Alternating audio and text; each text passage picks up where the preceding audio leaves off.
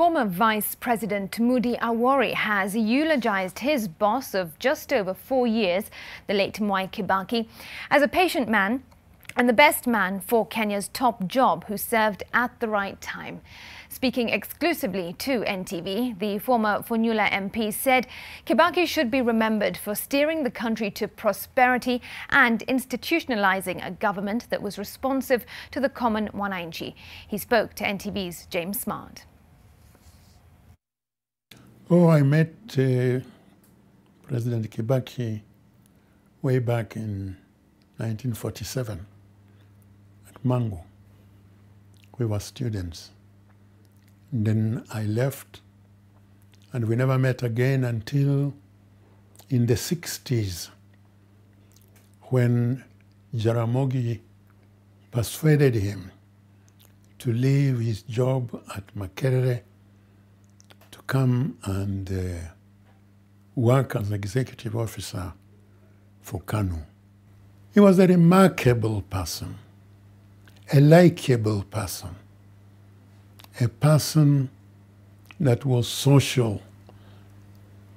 Any good things that need to be said about a person should be said about Kibaki. During the campaigns to remove KANU,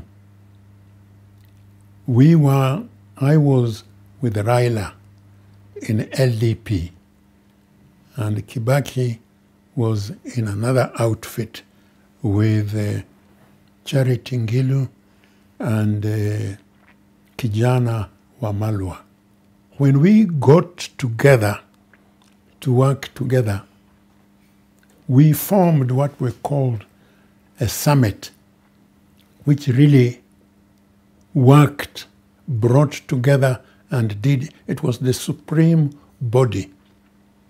And I became the chairman of that summit. So we worked together until we succeeded in getting Kibaki as president. And then he gave me the ministerial position in the Ministry of Home Affairs. Kijana Wamalwa was appointed the vice president. Unfortunately, within the next 6 months, he got ill and he passed away. One morning, I was working in my office and I got a call. You are required at State House. So I went to State House and I was ushered in, and in his humorous way, he said, "Hapa iko kazi. Hapa iko kazi. Wewe unaweza kuifanya hii kazi." So I said, "Kazi gani? Wewe unajua." Wewe unajua tu iko kazi gani. So I said, "Whatever kazi unataka kunipatia, mimi niko tayari."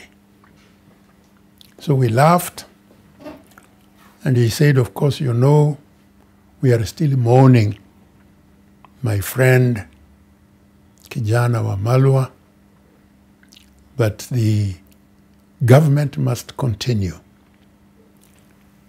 So I think you can help me in running this government. Are you ready?" So I said, "Yes." You see, I was older than him, and yet he was my boss. But he didn't forget that fact, that I was his elder brother. So our chemistry worked. He was, very human. And he always said, a nation is judged by the way it treats its least of its people. And so, in the Ministry of Home Affairs, there was the Department of Correction, the Prisons Department. And he knew that things were not good there.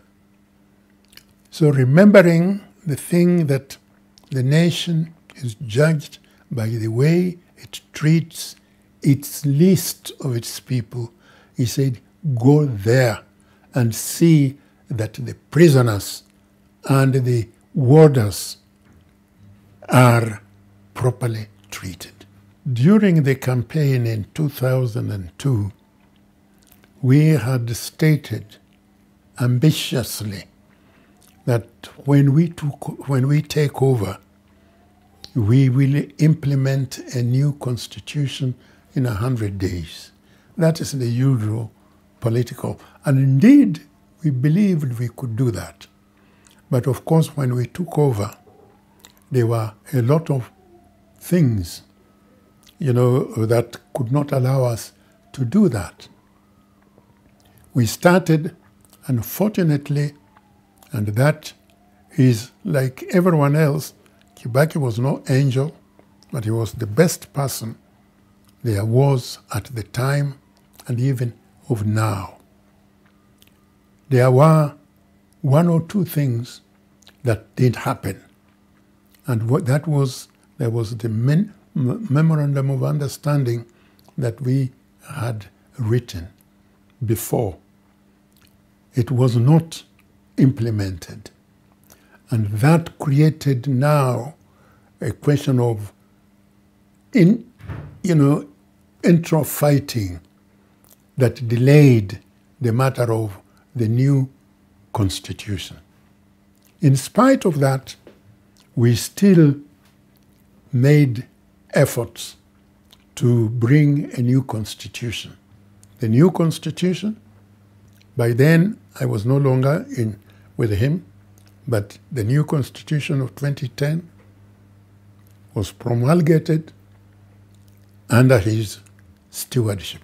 The people in Western and Nyanza, and I had a very good relationship with them. And, I had gone into this with Raila.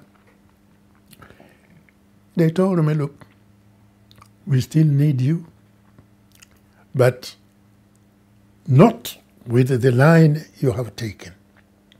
You are supporting Mwai Kibaki. We are on the other side. Come back. And I told them, thank you. But I believe in Kibaki and his stand, and I will continue that way. And of course, even in my constituency, they said, look, you have done everything, and we want you to continue. But we are on the other side. And I said, thank you. I've served you for a quarter of a century.